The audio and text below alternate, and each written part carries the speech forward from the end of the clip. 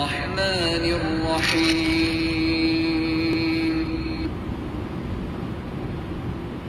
الحمد لله أشهد أن لا إله إلا الله وحده لا شريك له وأشهد أن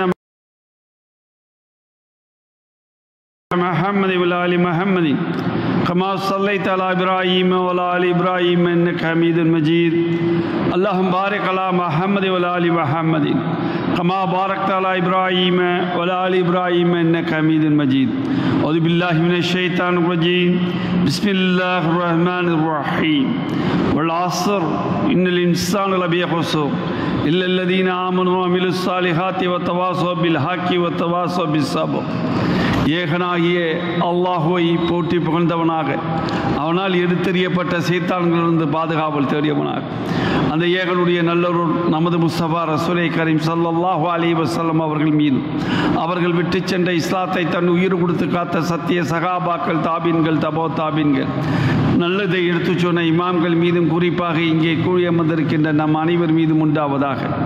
அன்புக்கினிய சகோதர சகோதரிகளே, அல்லாஹுடைய மாபெரும் அருளால் 7 நோன்புகளை முடித்துவிட்டு 8வது நோம்பினுடைய துவக்கத்திலே நாம் எல்லாம் அமர்ந்திருக்கிறோம். எல்லா புகழும் எல்லா புகழ்ச்சியும் அல்லாஹ் ஒருவனுக்கே. அல்ஹம்துலில்லாஹி ரப்பில் ஆலமீன். அல்லாஹுடைய மாபெரும் அருளும் கிருபையும் ரஹ்மத்தும் பரக்கத்தும் நிஅமத்தும் அவனுடைய சகலமும் உங்கள் மீதும் உங்கள் குடும்பத்தார் மீதும் மனைவி மக்கள் மீதும் இதை கேட்டுக்கொண்டிருக்கின்ற பார்த்து கொண்டிருக்கின்ற அத்தனை சகோதர சகோதரிகள் மீதும் என்றென்றும் நின்று நிலவட்டுமாக. அஸ்ஸலாமு அலைக்கும் வரஹ்மத்துல்லாஹி வபரகாத்துஹு. நாம் தொடர்ந்து பார்த்து வருகின்ற இரத்த சரித்திரம், பாலஸ்தீனத்தினுடைய வரலாற்றினுடைய பக்கங்களை சிறிது பெரிதுமாக ஆய்வு செய்து வருகிறோம். அந்த ஆய்வினுடைய நிலையில் பல புத்தகங்கள், பல நிலுவைகள், பல நிகழ்வாடுகள் அத்தனையும் பார்த்தாலும் கூட சமீபத்திலே பேராசிரியர் ஜவாஹிருல்லா அவர்கள் எழுதிய அந்த புத்தகத்திலிருந்து சில கோடுகளை எடுத்து அப்படியே அவர் எழுதியதிலிருந்து கொடுத்து கொண்டிருக்கிறோம். அதிலும் குறிப்பாக அவர் எழுதிய எழுத்தை அணிந்துரைக்காக கொடுத்தபோது அணிந்துரை செய்திருக்கக்கூடிய, நான் ஏற்கனவே பேராசிரியர் அவர்களை பொறுத்த மாத்திரத்தில் சொன்னேன், ஒரு காமர்ஸ் டீச்சர் அவர்கள், காமர்ஸ் படித்தவர் அவர், வரலாறு படித்தவர் அல்ல, ஆனால் வரலாற்றை உட்கொண்டவர் என்பதை நான் சொன்னேன். அந்த அடிப்படையில் சிலுவை போர் தொடக்கம் முதல் இறுதி வரை சலாஹுதீன் அய்யூபியினுடைய பங்கு சிறப்பாக எடுத்துரைக்கப்பட்டிருக்கிறது. மங்கோலியர்களின் காட்டுமிராண்டித்தன தாக்குதல்களும் அதேபோல படு தோல்விகளும் இறுதி அத்தியாயங்களாக எழுதப்பட்டுள்ளது. உண்மையான வரலாற்று நிகழ்வுகளை விளக்கும் இந்த நூல் வரலாற்று ஆய்வாளர்களுக்கு, சமூக சிந்தனையாளர்களுக்கும், பொதுமக்களுக்கும் பெரிதும் பயனுடையதாக இருக்கும் என்பதில் ஐயம் இல்லை என்று சொல்லியிருப்பவர் டாக்டர் மேஜர் சையது சஹாபுதீன் அவர்கள். அதாவது ரொம்ப மிக முக்கியமான செய்தி என்னவென்றால், வாணியம்பாடியினுடைய வரலாற்றுத்துறை ஆசிரியர், வரலாற்றுத்துறையினுடைய ஹெட் ஆஃப் தி டிபார்ட்மெண்ட், அவர் கொடுத்த அணிந்துரை தான் இந்த அணிந்துரையாக இருந்து கொண்டிருக்கிறார். அது அந்த அளவுக்கு ஆய்வு செய்யப்பட்டு ஆய்வுகள் மேற்கொள்ளப்பட்டு எழுதப்பட்டதாக இருந்து கொண்டிருக்கிறார். இப்போது அடுத்து அவர் ஒவ்வொன்றாக எழுத ஆரம்பிக்கிறார்.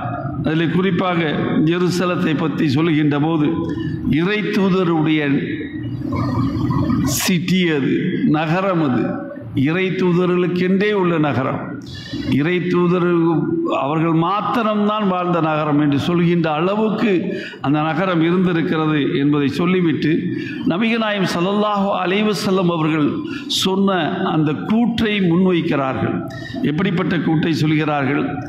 மக்கமா, அதாவது மக்காவில் உள்ள புனித பள்ளிவாசல், அதே போல மதீனாவில் உள்ள என்னுடைய பள்ளிவாசல், அதாவது மஸ்ஜித் நபவி, அந்த பள்ளிவாசல். மூன்றாவதாக, நீங்கள் ஒரு இடத்துக்கு புனித யாத்திரை செல்ல வேண்டுமென்றால் அது ஜெருசலத்தில் உள்ள மைதுல் அக்ஸா என்று சொல்லியிருக்கிறார்கள். இது மிக முக்கியமான கூட்டாக இருந்து கொண்டிருக்கிறது. இன்னொரு கூட்டும் இருக்கிறது. எந்த அளவுக்கு கூட்டு இருக்கிறது என்றால், நீங்கள் மக்காவிலை தொழுதால் 1,00,000 மக்காவிலே ஹரம் ஷரீஃபிலே தொழுதால் 1,00,000 நன்மை கிடைக்கும். அதே போல மதீனத்திலே தொழுதால் 1000 மடங்கு நன்மை கிடைக்கும். அதே அளவு மஸ்ஜித் அக்ஸாவில் தொழுதால் 500 மடங்கு நன்மை கிடைக்கும். இப்படி வேறு எங்கேயுமே வேறு எந்த பள்ளிவாசலில் தொழுதாலும் இந்த நன்மைகள் கிடையாது. அப்போ இது மிக முக்கியமாக இது பார்க்கப்படுகிறது. இப்போ இதற்கு இடையில் அல்லாஹ்வுடைய ரசூலிடம் வந்து சஹாபிகள் சில கேள்விகளை முன்வைக்கிறார்கள். எப்படிப்பட்ட கேள்விகளை முன்வைக்கிறார்கள்? முதலிலே இந்த உலகத்தில் கட்டப்பட்ட பள்ளிவாசல் எது? முதல்ல இந்த உலகத்தில் அல்லாஹ்வை வணங்குவதற்காக கட்டப்பட்ட பள்ளிவாசல் எது? பள்ளிவாசல் எது? காபத்துல்லா. எப்படி கட்டப்பட்டது? எப்படி வந்து கட்டினார்கள்? அதுதான் ரொம்ப மிக முக்கியமான ஒன்று. ஆதம் அலைஹிஸ்ஸலாத்துடைய காலத்திலே கட்டப்பட்டது என்பதும், ஆதம் அலைஹிஸ்ஸலாம் தான் கட்டினார்கள் என்பதும், அவர்கள் தூக்கி எறியப்பட்ட பின்பு அல்லாஹ் தஆலா இறங்கி விடுங்கள் என்றான். எங்கிருந்து இறங்கி விடுங்கள் என்றான்? சொர்க்கத்திலிருந்து இறங்கி விடுங்கள் என்றான். எதனால் இறங்கிவிட சொன்னான்? அல்லாஹ் இட்ட கட்டளையை மாறு செய்தார்கள், அதனால் இறங்கிவிட சொன்னான். அதில் நிறைய சொல்வார்கள். ஆனால் அல்லாஹ் ரொம்ப திருமறை குர்ஆனை பார்க்கின்ற போது மிக தெளிவாக அல்லாஹ் தஆலா சொல்கிறான், ரொம்ப தெளிவாக சொல்கிறான். ஆதம் அலைஹிஸ்ஸலாத்தை படைக்கின்ற போதே வந்து சர்ச்சைக்கு உள்ளாக்கப்படுகிறது. அவருடைய படைப்பே சர்ச்சைக்கு உள்ளாக்கப்படுகிறது. அல்லாஹ் நான் இப்படி ஒரு படைப்பை படைக்க போகிறேன்னு மலக்குமார்களிடம் சொல்கின்ற போதே அந்த மலக்குமார்கள் என்ன திருப்பி கேட்குறாங்க? யா அல்லாஹ், உன்னை புகழ்றதுக்கு நாங்கள் இருக்கிறோமே, நாங்கள் என்ன சொன்னாலும் புகழ்றதுக்கு நாங்கள் தயாராக இருக்கிறோமே, எங்களை விட்டுட்டு இன்னொரு படைப்பா, தங்களுக்கு இடையிலே இரத்தத்தை சிந்தக்கூடிய ஒரு படைப்பா, அடித்துக் கொள்ளக்கூடிய ஒரு படைப்பா, இது கூட சர்ச்சைக்குரியதாக பேசப்படும். அது எப்படி மலக்குமார்களுக்கு வந்து அல்லாஹ் சொல்வதை தவிர வேறு எதுவும் தெரியாதே? அப்படி இருக்கின்ற போது எப்படி வந்து இவர்கள், அதாவது மனிதர்களாக படைக்கப்படுகின்ற அந்த படைப்பினம் வந்து அடித்து கொள்ளும் என்பதை எப்படி எடுத்துக்கொள்வது என்ற எண்ணங்கள் எல்லாம் பேசப்படும். இன்றைக்கு கூட அது கருத்து வேறுபாடுகள் உண்டு. ஆனால் வந்து இந்த இடத்துல நம்ம என்ன பார்க்கணும்னா, அல்லாஹ் சொல்லாமல் தெரியாதுன்னு அர்த்தம், அவ்வளோதான். Very simple. அல்லாஹ் சொல்லியிருக்கிறான். அது இந்த மாதிரி படைப்பினம் தான். சுய சிந்தனையாளர்களாக எப்போது படைக்கப்பட்டு விட்டார்களோ அவர்களுக்கு இடையிலே கருத்து வேறுபாடுகள் வரும். அப்போ அதற்கு முன்பு படைக்கப்பட்ட இனம், மனிதருக்கு முன் படைக்கப்பட்ட இனம் என்ன? ஜின்கள் சுய சிந்தனையாளர்கள், நெருப்பால் படைக்கப்பட்டவர்கள். அதாவது 3 முக்கிய பொருட்களால் ஒவ்வொரு இனமும் படைக்கப்பட்டிருக்கிறது. முதல் இனமான மலக்குகள் லைட், ஒளி என்று சொல்வது வெளிச்சம். இரண்டாவது இனமான ஜின்கள் நெருப்பால் படைக்கப்பட்டவர்கள். மூன்றாவது இனமான மனிதர்கள் மண்ணால் படைக்கப்பட்டவர்கள். அதுவும் சுட்ட களிமண் அல்லாஹ் தஆலா சொல்கிறான். சுட்ட களிமண், கருப்பு களிமண்கள், என்ன தட்டினா சத்தம் வரும், அந்த மாதிரி உள்ள களிமண். அப்போ படைக்கிறப்பயே வந்து இந்த மாதிரி நிறைய சர்ச்சைகள் வருகின்ற போது அல்லாஹ் தஆலா அதை சேலஞ்சாக எடுத்துக்கிட்டே சொல்கிறான். என்ன சேலஞ்சாக எடுத்துக்க சொல்கிறான்? அப்படியா, அவங்க ரத்தத்தை சிந்துவாங்களா உனக்கு தெரியுமா அப்படின்னு சொல்லிட்டு உலகத்தினுடைய அனைத்து பொருட்களையும் அல்லாஹ் தஆலா காமித்து விட்டு மலக்குகளை பார்த்து சொல்கிறான், நீங்கள் சொல்லுங்க பார்க்கலாம், நீங்கள் சொல்லுங்க. அவங்க சரண்டர் ஆகுறாங்க. யா அல்லாஹ், நீ சொல்லி தருவதை தவிர வேறொன்றும் அறியாதவர்கள் நாங்கள், எங்களுக்கு எதுவுமே தெரியாதே, நீ சொல்றது தானே எங்களுக்கு தெரியும், அதனால நாங்கள் சரண்டர் ஆகிறோம் அப்படிங்கிறாங்க. ஆனால் அல்லாஹ் இந்த ஆதம் அலைஹிஸ்ஸலாத்தை படைத்த உடனேயே எல்லாருக்கும் கட்டளையிடுறான், அடிபணிங்கிறான். அத்தனை பேரையும் அடிபணிய சொல்றான். மலக்குகள் அத்தனை பேரும் அடிபணிகிறார்கள். யாரை தவிர? இப்லீஸை தவிர. இப்லீஸ் என்ன இனம்? ஜின் இனம். அவனை தவிர. அவனும் கூட என்ன சொல்றான்? உனக்கு அடிபணிய செய். சொல்றியா? நான் செய்கிறேன். உன்னால் படைக்கப்பட்ட ஒரு உயிரினத்துக்கு நான் அடிபடிய மாட்டேன். அப்படி பார்த்தா ஏகத்துவவாதி அவன். உண்மையிலே பார்த்தா ஏகத்துவவாதிங்க. ஏகத்துவவாதி பாதி பேர் நாசமாக போகிறதே இப்படி தான். அவன் ஏகத்துவம் தான் பேசினான். உனக்கு அடிபணிய சொல், அடிபணிக்கிறோம். ஆனால் அதை விட்டுட்டு நீ படைச்சதெல்லாம் நான் அடிபணிய மாட்டேங்கிறான். ஆனால் அல்லாஹ் என்ன சொல்கிறான்? நான் எதை கட்டளை இருக்கிறேனோ அதை நீ அப்படியே செய்யணும். அதில் கருத்து முரண்பாடுகளோ கருத்து வேறுபாடுகளோ கூடாது. அல்லாஹ் ஒன்றை சொல்லிவிட்டால் அவ்வளோதான். அதில் அடுத்த கேள்வி கிடையாது, கேள்வி கணக்கு வராது, வரக்கூடாது. அப்போ அதில் தெளிவாக இருக்கிறான் அல்லாஹ், அல்லாஹ்வுடைய கட்டளைகள். ஆனால் ஒவ்வொரு விஷயத்தையும் நம்ம ஆய்வு செஞ்சு பார்த்தோம்னா எவ்வளவு மாறு செஞ்சுக்கிட்டே வர்றோம், எவ்வளவு மாறுபாடுகள். ஆனால் அல்லாஹ்வுடைய உதவி மட்டும் கிடைக்கணும். அல்லாஹ்வுடைய உதவி மட்டும் நமக்கு கிடைச்சிட்டா போதும். நம்ம அல்லாஹ் பார்த்துக்கிறோம், மற்றதை நாங்கள் பார்த்துக்கிறோம் அப்படிங்கிற மாதிரி தான் நம்ம நினைக்கிறோம். அல்லாஹ் பாதுகாக்கட்டும்.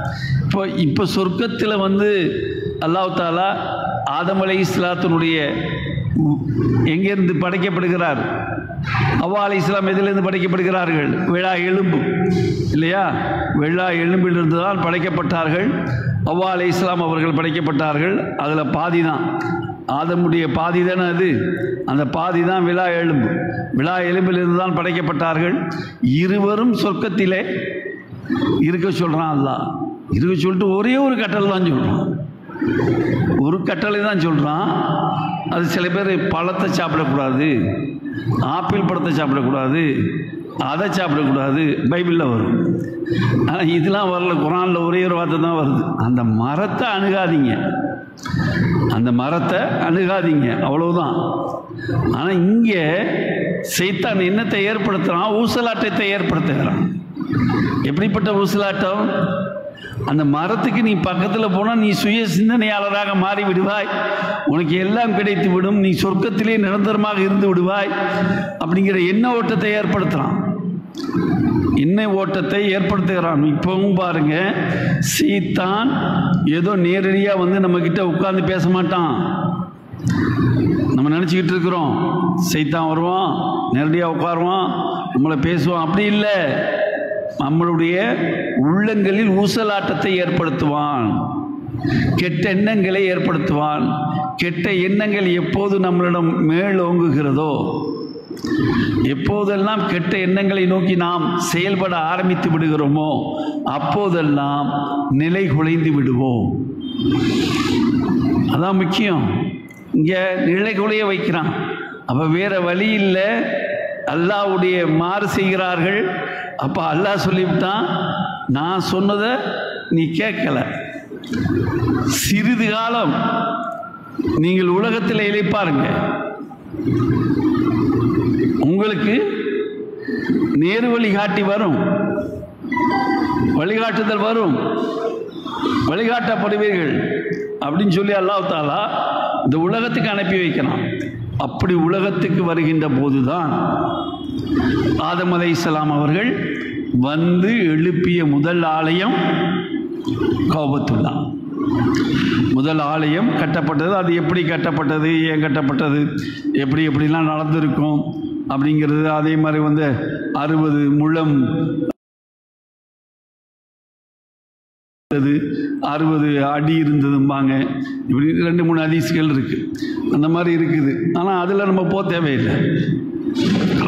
அவர்கள் கட்ட ஆரம்பித்தார்கள். முதலில் கட்டப்பட்டது இந்த பள்ளிவாசல். அப்போ ரசூல்லா கிட்ட அந்த சஹாபி கேட்குறாங்க, முதல்ல கட்டப்பட்ட பள்ளிவாசல் ஆதம் அலைஹிஸ்ஸலாம் கட்டிய கஅபத்துல்லா, இரண்டாவது பள்ளிவாசல் எதுன்னு கேட்குறாங்க. இந்த உலகத்தில் கட்டப்பட்ட இரண்டாவது பள்ளிவாசல் எது அப்படின்னு கேட்குறப்போ முஹம்மது நபி ஸல்லல்லாஹு அலைஹி வஸல்லம் சொல்கிறாங்க, மஸ்ஜிதுல் அக்ஸா.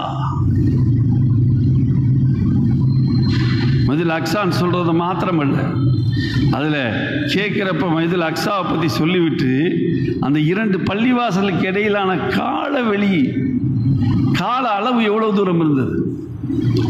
இந்த பள்ளிவாசல் கட்டி அதுக்கப்புறம் எவ்வளோ நாள் கழித்து இந்த பள்ளிவாசல் கட்டினாங்க. அப்படிங்கிறப்போ அல்லாஹ்வுடைய ரசூல் அவர்கள் சொல்கிறார்கள் 40 ஆண்டுகள். இப்போ 40 ஆண்டுகளில் அது மஸ்ஜிதுல் அக்ஸா கட்டப்பட்டு இருந்தது என்றால் இதை கட்டியது ஆதம் அலைஹிஸ்ஸலாம் அவர்களாகத்தான் இருக்க வேண்டும்.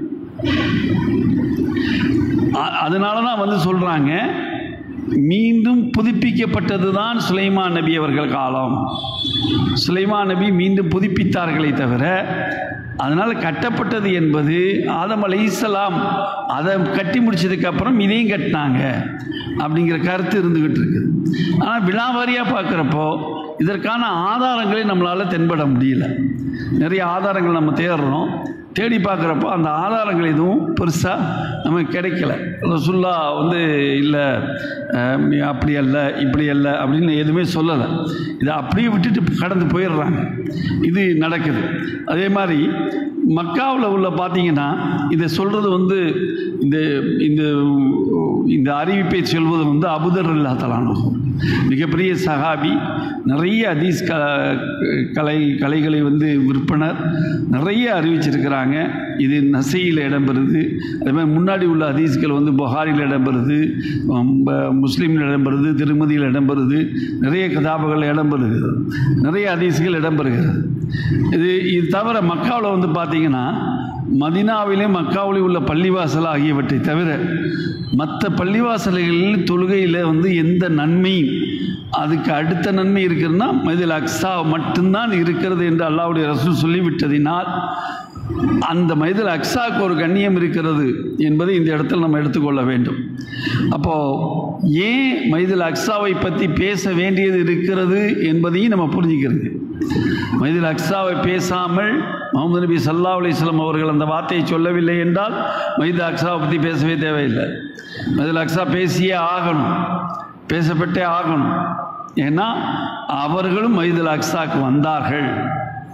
எப்படி வந்தாங்கிறத நம்ம பின்னாடி பார்ப்போம். பின்னாடி நம்ம எப்படி எப்படி அவங்க வர்றாங்க, அவங்களுடைய அந்த பயணங்கள் எப்படி அமைகிறது என்பதை நம்ம பார்ப்போம். பாலஸ்தீனத்தை பொறுத்த மாத்திரத்தில் ஆசியா வந்து ஆசிய கண்டத்தினுடைய மேற்கு பகுதியில் அமைஞ்சிருக்கு. அவனுடைய மேற்கு பகுதியில் வந்து அமைந்திருக்கிறது. இந்த ஃபலதுல் சாம் என்று அழைக்கப்படுகிறது. அரபில் வந்து அதனுடைய பெயர் அப்படி தான் அழைக்கப்படுகிறது. இப்பகுதியில் வந்து அதாவது அரபுலகினுடைய கிழக்கு பகுதியில் இருக்கிறது. இந்த பகுதியில் வந்து லெபனான், சிரியா, ஜோர்டான் மற்றும் எகிப்த் ஆகிய நாடுகளுடைய எல்லைகள் அமைந்திருக்கிறது. எகிப்தினுடைய ரஃபா இந்த இடத்துல தான் இருக்குது, எல்லைகள் அமைந்திருக்கிறது.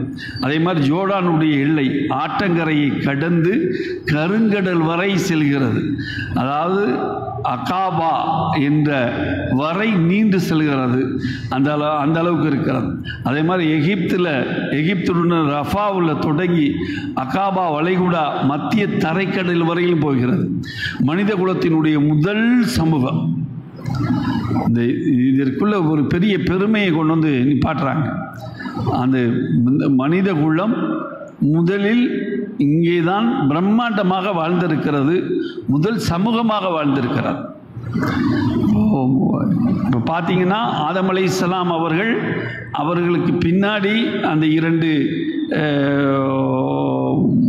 மகனார்கள், அவர்களுக்கு இடையில் நடக்கின்ற அந்த சம்பாஷணை, ஒருவருடைய அந்த பூஜை பொருட்களை அல்லாஹ் தஆலா எடுத்துக்கொண்டான், ஒன்றை நிராகரித்தான். அதனால் ஏற்பட்ட சண்டைகள், இருவருக்கு இடையில். அதில் ஒருத்தரை கொலை பண்ணிடுறாரு. அதை எப்படி புதைக்கணும்னு கூட தெரியாத அளவுக்கு நிற்கிறப்ப காக்கை வந்து சொல்லித்தான் புதைப்பது எப்படி என்பது எனக்கு தெரிய வேண்டுமா என்றெல்லாம் அழுகிறாரு. இதெல்லாம் நடக்குது. முதல் கொலை, உலகத்தினுடைய முதல் கொலையே அதுதான், முதல் பாவமே அதுதான். அந்த பாவம்லாம் நடக்குது. ஆனால் இது சமூகமாக உருப்பட்டு வந்ததா அப்படின்னு பார்க்குறதப்போ இங்கே பார்த்தீங்கன்னா பாலஸ்தீனத்தை பொறுத்த மாத்திரத்தில் பார்த்தீங்கன்னா ஒரு சமூகமாக உருப்பட்டு ஒரு நாகரிக சமூகமாக உருப்பட்டு நாகரிகத்தினுடைய மைல் கற்களாக உள்ளே அமைந்து விடுகிறது. அது இதனுடைய மிகப்பெரிய பெருமை, பாலஸ்தீனத்தினுடைய மிகப்பெரிய பெருமையில் ஒன்றாக இருந்து கொண்டிருக்கிறது. நாகரிகங்கள் அதே மாதிரி இறை தூதர்கள் எல்லாம் மேக்சிமம் இறை தூதர்கள் எல்லா இறை தூதர்களும் ஒன்று வந்தார்கள், வாழ்ந்தார்கள், இருந்தார்கள், மௌத்தானாங்க. சில பேர் வந்துட்டு போயிருக்காங்க. 2 இறை தூதர்கள் மட்டும்தான் இங்கே வாழாத இறை தூதர்கள். 2 பேர் தான். மற்ற சொல்லுவாங்க லட்சத்துக்கு மேற்பட்டவர்கள் வந்தார்கள்பாங்க. அதற்கான ஆதாரம் இல்லை. குர்ஆன் சொல்லக்கூடிய ஆதாரம் பிரகாரம் பார்த்தோம்னா 25 நபிமார்கள் வந்திருக்கிறாங்க. 25 நபிமார்களும் வந்திருக்கிறாங்கன்னா பாலஸ்தீனத்தில் வந்திருக்காங்களான்னா வந்திருக்காங்க. 2 நபிமார்கள் மட்டும் பாலஸ்தீன தொடர்பு இல்லைன்னு சொல்லணும். அது நேரடியாக தொடர்பு இல்லாதவர்கள் 2 பேர் வந்து, ஒன்று இஸ்மாயில் நபி அவர்கள், மற்றொன்று அதனுடைய வழித்தோன்றலாக வரக்கூடிய முஹம்மது நபி ஸல்லல்லாஹு அலைஹி வஸல்லம். இந்த 2 பேர் மட்டும்தான் பாலஸ்தீனத்தை மையமாக கொண்டவர்கள் அல்ல. இவர்கள் அரபு தேசத்தை கொண்டவர்கள். இஸ்மாயில் நபிக்கு கூட வழித்தோன்றல் வரும். ஏன்னா இப்ராஹிம் நபி மூலியமாக, இப்ராஹிம் நபியுடைய பிறந்த இது மூலியமாக, ஹாஜரா அவர்கள் மூலியமாக வந்துடலாம். ஆனால் வந்து இவங்களுக்கு முகமது நபிக்கு வந்து நேரடி தொடர்பே கிடையாது. அதுக்கு அப்புறம் பல நூற்றாண்டுகள் சென்ற பின்புதான் முகமது நபியினுடைய வருகை. முகமது நபி எங்கே வருவார்கள் என்பதை பார்த்து கொண்டுதான் ஏற்கனவே உங்களுக்கு கோடிட்டு காமித்தேன். 12 யூத கோத்திரங்கள், 12 யூத கோத்திரங்கள் அவர்களுக்கு சொல்லப்பட்ட செய்தி என்னடான்னா, அதாவது ஈச்ச மரம் எங்கே அதிகமாக வளர்கிறதோ அந்த பாலைவனத்தில் வந்து அவர் வருவார், அந்த இறுதி தூதர் வருவார் என்பது அவர்களுக்கு கொடுக்கப்பட்ட முன்னறிவிப்பு. அதாவது அந்த யூதர்களுக்கு கொடுக்கப்பட்ட முன்னறிவிப்பு. அந்த முன்னறிவிப்பு அடிப்படையில் தான் 12 கோத்திரங்கள் மதீனாவை சுற்றி வாழ்ந்தார்கள். அந்த 12 கோத்திரம் கூடத்தான் ரசூலுல்லாஹ் உடன்பாடு செய்து கொண்டார்கள். அதாவது 12 கோத்திரம் கூட அவர்கள் வந்து உடன்பாடுகளை செய்து கொண்டார்கள். அது அந்த போர்க்காலங்கள் என்னென்ன நடந்துச்சுங்கிறதெல்லாம் அது பின்னாடி நம்ம பார்ப்போம். நிறைய விஷயங்கள் இருக்கிறது அதில். இதில் வந்து நம்ம எதுக்கு மிக்கது என்பதை நம்ம புரிய வேண்டியதாக இருக்கிறது. அதே போல பண்டைய ஆசியா, ஆப்பிரிக்கா, அது ஐரோப்பா கண்டனங்கள் ஒரு இணைப்பு பாலமாக இது விளங்கி இருக்கிறது. இது ஒரு ஜங்ஷன். இவர்களை எல்லாம் இணைத்து கொண்டு செல்லக்கூடிய ஒரு பாலமாக பாலஸ்தீனம் விளங்கி இருக்கிறது. அதான் சொல்லுவாங்கள்ல, பள்ளிச்சின்னு இருந்திருக்கு, பள்ளிச்சின்னு இருந்திருக்கு. அப்படி எல்லாம் கொண்ட ஒரு இடம், எல்லாம் இருக்கக்கூடிய ஒரு இடம். இத்தனை நபிமார்கள் வாழ்ந்திருக்காங்கன்னா சாதாரண விஷயம் இல்லையே. எப்படி இருந்திருக்கும்? பிரகாசமாக இருந்திருக்கும் இல்லையா? அந்த மாதிரி ஒரு இடம். ஆனாலும் யூதர்களுடைய ஆதிக்கம் என்பது அன்றும் இருந்தது, நேற்றும் இருந்தது, இன்றும் இருக்கிறது. இன்ஷா அல்லாஹ் நாளைக்கு இருக்கக்கூடாது, நாளைக்கு இருக்கக்கூடாது. அது வீழ்த்தப்பட்டு விட வேண்டும் என்பதில் எந்த விதமான ஐயப்பாடும் கொள்ள தேவையில்லை. அல்லாட்ட கையேந்தும் இன்ஷா அல்லாஹ். இந்த பாலஸ்தீன பூமியில் தான் ஜெருசலம் நகரத்தினுடைய மத்திய தரைக்கடலில் இருந்து கிட்டத்தட்ட 52 கிலோமீட்டர், அதாவது பாலஸ்தீனா வந்து, அதாவது இது எங்கனைக்குள்ள அமைஞ்சிருக்குங்கிறத ஒரு கோடி வந்து மத்திய தரைக்கடலிருந்து 52 கிலோமீட்டர், கருங்கடல் இருந்து 22 கிலோமீட்டர், செங்கடல் இருந்து 250 கிலோமீட்டர், ஜோர்டானில் இருந்து தலைநகர் அம்மானில் இருந்து 88 கிலோமீட்டர், அதே மாதிரி சிரியா தலைநகர் டமாஸ்கஸிலிருந்து 390 கிலோமீட்டர், அதாவது எகிப்தினுடைய தலைநகர் கெய்ரோவில் இருந்து 528 கிலோமீட்டர் தொலைவிலே இது அமைந்திருப்பதோடு மாத்திரமல்ல, லெபனானுடைய தலைநகரம் பெய்ரூட்டில் இருந்து 388 கிலோமீட்டர் சமதளத்தில் இது அமைந்திருக்கிறது. மைதுல் அக்ஸா இது அத்தனை ஜாகிரபிக்கலி லெவலில் வந்து நிற்குது. சுற்றி இவ்வளவு நகரங்களை சுற்றி இது நடுவில் சென்ட்ரலைஸ்டாக இருக்குது. நடுவில் இது அந்த நகரம் அமர்ந்திருக்கிறது என்பது தான் மிக முக்கியமான செய்தியாக நமக்கு பெறுகிறது. அதே போல் அகழ் ஆய்வு செய்யப்படுகிறது. அங்கே அந்த நகரத்தை வந்து அகழ்வாய்வு செய்கிறாங்க அந்த காலகட்டங்களில் செய்கிறப்ப அத்தூர் மலையினுடைய அந்த அடித்தளம் இருக்கு இல்லையா, அந்த அடித்தளம் அகழ்வு ஆராய்ச்சியில் கிடைக்கிறது. அத்தூரை பற்றி அல்லாஹ் தஆலா குர்ஆன்ல சொல்கிறான். ஞாபகம் இருக்குன்னு நினைக்கிறேன். தூர் சினாய் மலையை பற்றி சொல்கிறானா அல்லாஹ்? தூர் சினாய் மலைக்கு யார் கூட்டிகிட்டு போகிறான்னு ஞாபகம் இருக்கா? மூசா நபி கூட்டிகிட்டு போகிறாரா? அங்கே தூர் சினாய் மலையில் வந்து அல்லாஹ் உன்னை வந்து பார்க்க வேண்டும் என்று இவர்கள் வேண்டுகிறார்கள். யா அல்லாஹ், நான் என்ன செய்கிறதுன்னு தெரியல, கூட்டிகிட்டு வாங்கட்டான் அல்லாஹ். கூட்டிகிட்டு வாங்கன்னு சொல்லிட்டு ஒரு ஒளிக்கற்றை இறங்கியது. ஒரு ஒளிக்கற்றை மூர்ச்சையாகி விழுந்தார்கள், பின்பு எழுந்தார்கள். அப்போ பாவ மன்னிப்பு தேடினாங்க அப்படின்னு வருது இல்லையா அந்த தூர் சினாய். அப்போ இதனுடைய அடித்தளம் என்பது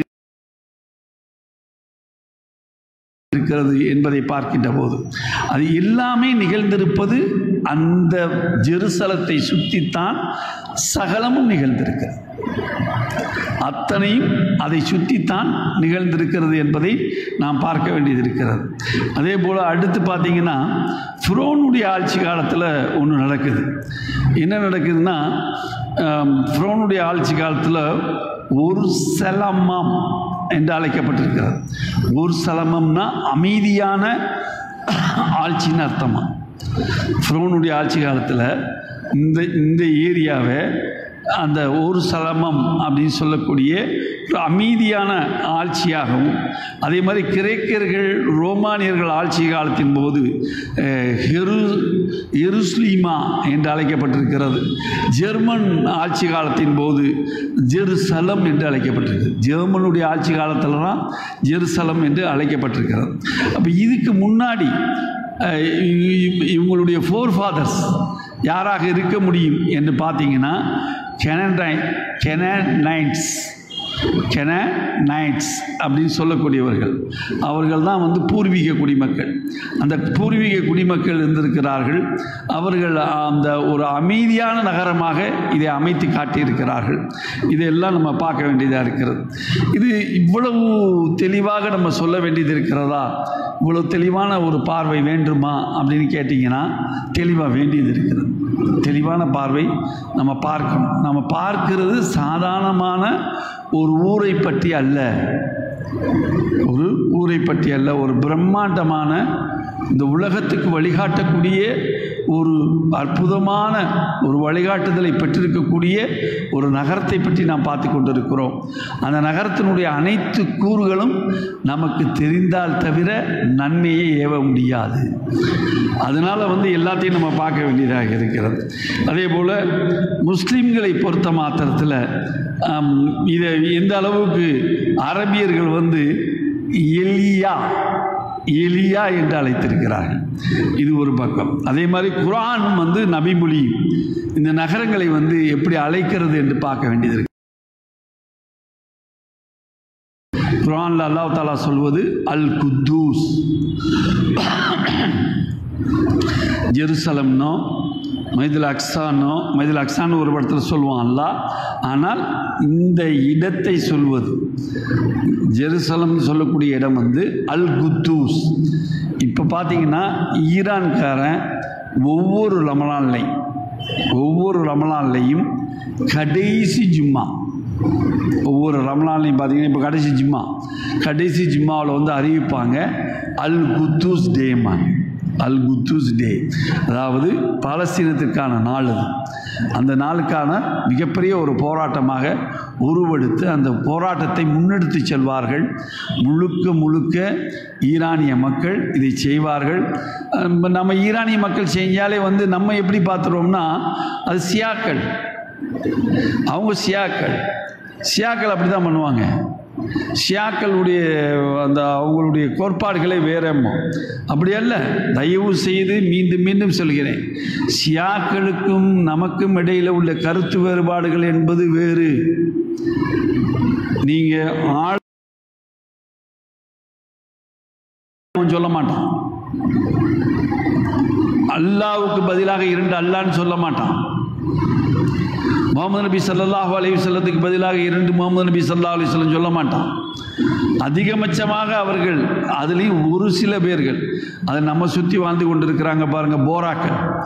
இவர்கள் மட்டும்தான் வந்து அலி இப்னு வலியுல்லாம், அலி இப்னு வலியுல்லா, அதாவது மருமகனார் அலி அவர்களை சேர்த்துக் கொள்வார்கள்.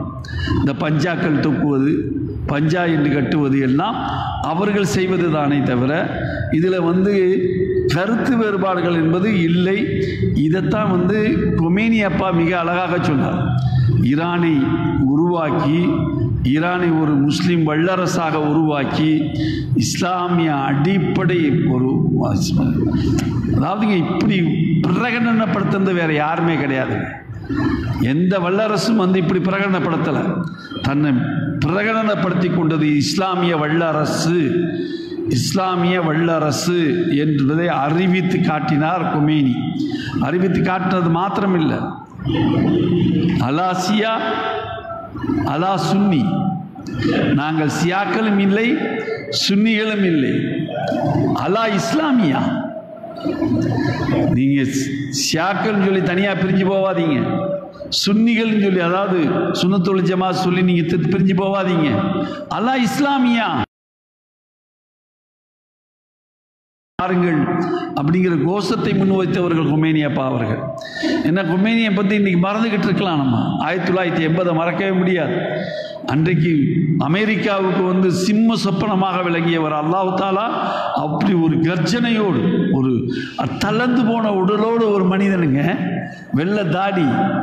வெள்ளை தாடியோடு, ஒரு பெரிய தலப்பாயோடு, ஒன்றுமில்லாத மனிதன் வேறு நாட்டில் இருந்து கொண்டு ஒரு ஆடியோ புரட்சியின் மூலியமாக, ஆடியோக்கள் மூலியமாக புரட்சியை ஏற்படுத்தி, அந்த புரட்சியின் மூலியமாக மக்களை தட்டெழுப்பி, மக்களை வந்து இஸ்லாத்தின் பக்கம் வரவழைத்து, இஸ்லாத்தின் அடிப்படை கூறுகளை கொண்டு வந்து சேர்த்து தட்டழிய விட்டார். ஏன் அந்த நேரத்தில் கூட அமெரிக்கர்கள், அதாவது ஷா, அன்றைக்கு ஈரானை ஆண்டு கொண்டிருந்தவன் ஷா, மன்னன் ஷா வந்து அமெரிக்காவுடைய கைக்கூலியாக வாழ்ந்து கொண்டிருந்தான். பல கோடி இல்லை, கோடான கோடி தங்கங்களை கொள்ளையடித்து வைத்திருந்தார்கள். அந்த தங்கத்தை எல்லாம் எங்கள்கிட்ட ஒப்படைக்கணும்னு சொன்னார். எங்கள்கிட்ட ஒப்படைக்கலாம், நான் விடமாட்டேன்னு சொன்னார். ஒப்படைக்கிறேன்னு சொல்லி திட்டமிட்டு ஒரு சதிகார செயல்களை எல்லாம் செய்தார்கள். ஆனால் மக்ரு அல்லாஹு ஹைருல் மாக்கிரி, அல்லாஹ் சொல்றான் இல்லையா, அவர்களும் சூழ்ச்சி செய்தார்கள், அல்லாஹ்வும் சூழ்ச்சி செய்தான். அன்றைக்கு பார்த்தீங்கன்னா மிகப்பெரிய புயல் காற்று, மணல் புயல் காட்டில் அவனுங்க எழுப்பின, அதாவது சோல்ஜர்ஸ் முழுக்க தன்னுடைய என்ன சொல்றது விமானப்படையை அனுப்பி அடித்து தன்னுடைய கைதிகளை எல்லாம் தூக்கிட்டு வர்றதுக்கு முழு வேலையும் பார்த்தான். ஆனால் மணல் மிகப்பெரிய புயலில் சிக்கி அத்தனை பேரும் சிறைபிடிக்கப்பட்டார்கள். கொண்டு வந்த தங்கத்தை எல்லாத்தையும் வந்து சீஸ் பண்ணாங்க. சீஸ் பண்ணிட்டு, ஆனால் சொன்ன வாக்குறுதியை காப்பாற்றினார் பாருங்க. நான் பிணை கைதிகளை விடுவேண்டார், பிணை கைதிகளை அதே ஃப்ளைட்டில் சரி பண்ணி அனுப்பி அவங்களை திருப்பி அனுப்பிச்சி வச்சார் கொமேனி அப்பா. என்னடா கொமேனி அப்பாவுடைய புராணமாக இருக்கிறதுன்னு பார்த்துடாதீங்க, இதையும் நம்ம தெரிஞ்சுக்கணும். இதையும் நீங்கள் பாலஸ்தீனத்தினுடைய வரலாற்றோடு தெரிந்து கொள்ள வேண்டும். பாலஸ்தீனத்துடைய வரலாற்றுக்காக போராடக்கூடிய ஒரு மிகப்பெரிய போராளியாகத்தான் தன்னை அவர்கள் காமித்து கொண்டார்கள் என்பதையும் மிக முக்கியமான செய்தியாக நாம் இங்கே பார்க்க வேண்டியிருக்கிறது. அல்லாஹ் தஆலா இங்கே அல் குத்தூஸ்ன்னு சொல்கிறான். அதே மாதிரி பைத்துல் முகத்திஸ் என்று அழைக்கப்படுகிறது. இது அல்லாஹ் தஆலா திருமறை குர்ஆனில் வந்து 5வது அத்தியாயத்தில் 21வது வசனத்தில் சொல்லி காமிக்கிறான். அதே போல் 17வது அத்தியாயத்தில் 1வது வசனத்திலையும் இதை சொல்லி காமிக்கிறான். அதாவது 5ல் 21, அதே போல் 17ல் 1, 2 இடங்களில் அல்லாஹ் தஆலா இதை சொல்லி காமிக்கிறான். அதாவது பைத்துல் முகத்திஸ் அப்படின்னு முஸ்லிம்களால் அழைக்கப்பட்டதையும் அல் குத்தூஸ் என்று அழைக்கப்பட்டதையும் அல்லாஹ் தஆலா திருமறை குர்ஆனில் சொல்வதையும் அல்லாஹ் தஆலா இங்கே சொல்லி காட்டுகிறான். இறை தூதர்கள் வந்து அதிகமானவர்கள் இங்கே வாழ்ந்திருக்கிறார்கள், அல்லது ஒரு சந்தர்ப்பத்திலேயாவது இங்கே வந்துவிட்டு சென்றிருக்கிறார்கள். ஒரு சந்தர்ப்பத்திலேயாவது இங்கே வந்துட்டு அங்கேருந்து போயிருக்கிறாங்க. இதில் ரொம்ப மிக முக்கியமான நகரமாக இருந்திருக்கிறது என்பது மாத்திரமல்ல, 3 பேருக்கு முக்கியமான நகரம். நான் நேற்று சொல்கிறப்ப சொன்னேன், 3 பேருக்கு முக்கியமான நகரம். முஸ்லீம்களுக்கு இது தாய், அதே போல் யூதர்கள் அவனு என்னுடைய சொந்த பூர்வீக பூமிங்கிறான். பூர்வீக பூமின்னு சொல்கிறதுக்கு அவன் பின்னாடி போய் நிறைய ஆதாரங்களை எடுத்துக்கொண்டு வர்றான். இருக்கலாம், இல்லைன்னு நம்ம சொல்ல வரல. நீ எப்போ நாடட்டு இங்கே ஓடி போனியோ அப்போ எங்கடா உனக்கு என்னடா பூமி இருக்குன்னு நம்ம கேட்க வேண்டியதாக இருக்குது.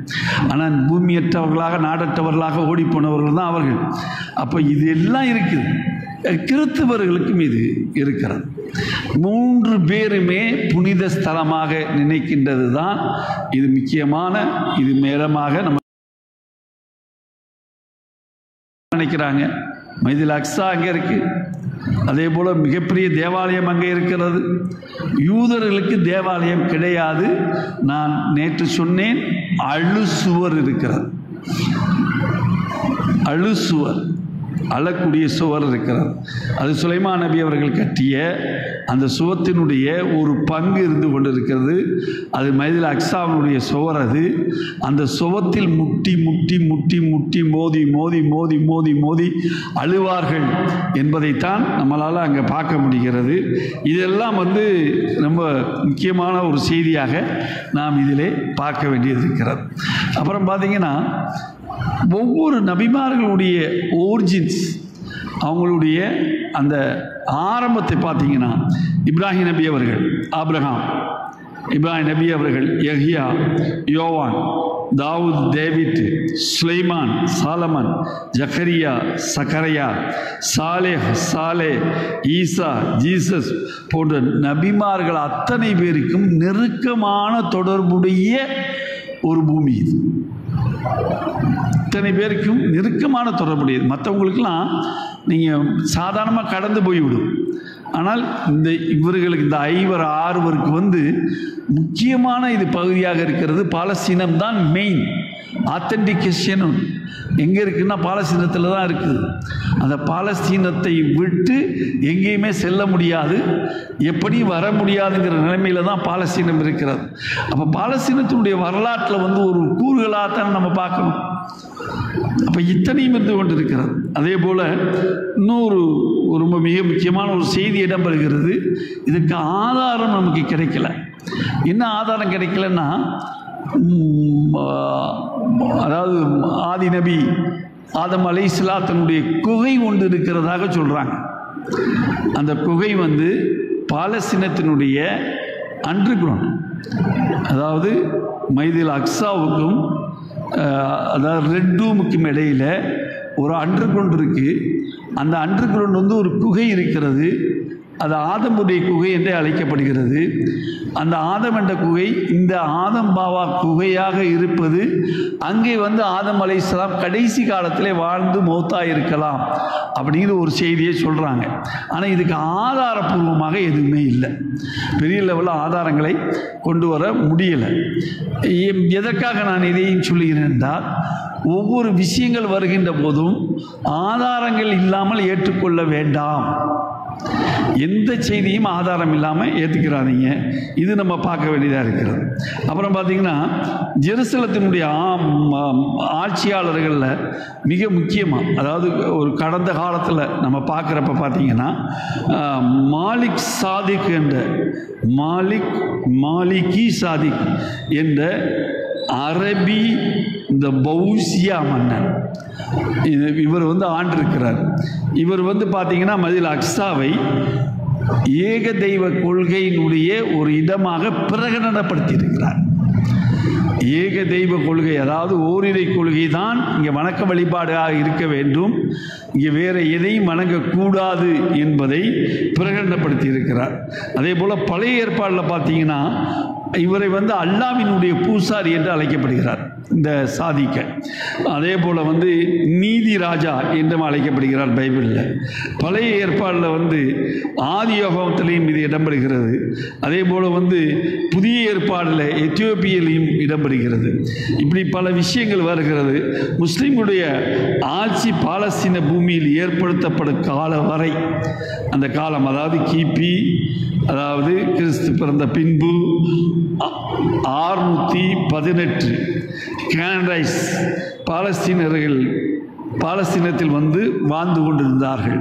கேனடைட்ஸ் என்று சொல்லக்கூடிய அந்த பழங்குடியினர்கள் முஸ்லீம்களுடைய ஆட்சி ஏற்படுகின்ற காலம் வரையிலும் அங்கே அவர்கள் வாழ்ந்து கொண்டிருந்தார்கள் என்பது ஒரு சிறப்பு செய்தியாக இடம்பெறுகிறது. இது இத்தனையும் நாம் இதனுடைய பின்னணி சொல்லிக்கொண்டு இன்னும் நிறைய செய்திகளை நாளை திரட்டுவோம். நாளை திரட்டுவதோடு மாத்திரமல்ல, இதிலேயும் குர்ஆன் பின்னணியிலே நிறைய செய்திகளை உங்களுக்கு தர வேண்டியது இருக்கிறது. அதில் எப்படி மைதுல் அக்ஸாவினுடைய வரலாற்றிலே சுலைமான் நபியினுடைய காலம் எப்படி வருகிறது என்பதையும், அதற்கான ஆதாரங்களையும், அறிவுபூர்வமான ஆதாரங்களையும், ஆட்சியாளர்கள் எப்படியெல்லாம் தங்களுக்கு சாதகமாக ஆட்சியை கைகொண்டார்கள் என்பதையும், அதே மாதிரி சுலைமான் நபி அவர்களுக்கு முன்பு தாவூத் அலைஹிஸ்ஸலாத்தினுடைய வருகை, தாவூத் அலைஹிஸ்ஸலாத்தினுடைய ஆட்சி அதிகாரம், அதனுடைய தொடர்ச்சியாக தான் சுலைமான் நபி வருகிறார். அந்த தொடர்ச்சியில் தான் மற்றவர்கள் வருகிறார்கள். இந்த தொடர்ச்சியினுடைய அத்தனையும் இன்ஷா அல்லாஹ் தொடர்ந்து பார்ப்போம் என்பதை சொல்லிக்கொண்டு, இன்ஷா அல்லாஹ் இது இன்னும் வேகமாக இதை கொண்டு செல்லலாம். இன்னும் வேகமாக நிறைய செய்திகளோடையும் அடுத்தடுத்து நம்ம பார்ப்போம். ஏன்னா சிந்திக்கக்கூடிய செய்திகளை சிந்தனைக்கு விட்டு விடுகிறேன்.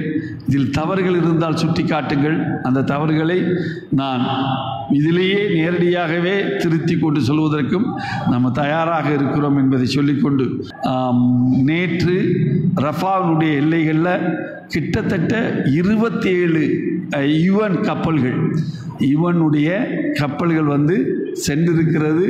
அல்லாஹ்வுடைய கிருபையில் உணவுப் பொருட்கள் அவர்களுக்கு தடையில்லாமல் கிடைக்க ஆரம்பித்திருக்கிறது. அல்லாஹ் அவர்களுக்கு பரிபூர்ண பரக்கத்தை செய்ய வேண்டும் என்பதற்காக துஆ செய்யுங்க. அதே போல் கொல்லப்பட்டிருக்கின்ற மௌத்தாய் இருக்கின்ற அத்தனை மக்களும் அல்லாஹ் தாலா ஷஹீதுடைய அந்தஸ்தை அல்லாஹ் தாலா அவர்களுக்கு கொடுக்க வேண்டும்.